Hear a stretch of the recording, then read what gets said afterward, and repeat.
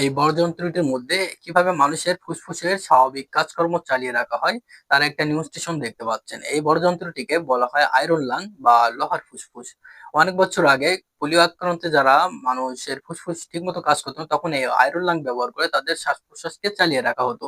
এখানে পদ্মার মতো যে জিনিসটা দেখতে পাচ্ছেন, এটার কাজ আমাদের শরীরে যে ডায়াফ্রাম যে কাজটা করে ঠিক একই কাজ।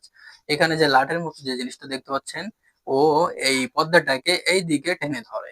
ফলে কি হয়, ভেতরের একটা নেগেটিভ প্রেসার বা শোষণ দেওয়ার মতো অবস্থান তৈরি হয়। আর যেহেতু তার নাক মুখ বায়ুমণ্ডলে খোলা, খুব সহজে বাতাস ফুসফুসের মধ্যে ঢুকে যেতে পারে। এবং বাতাস যখন ছেড়ে দেওয়ার সময় হয়, তখন এই লাঠি পর্দাটাকে বাম দিকে টেনে ধরেছিল, যার কারণে নেগেটিভ প্রেসার বেড়েছিল, ঠিক পর্দাটাকে ঠিক আগের জায়গায় ফেরত দেয়।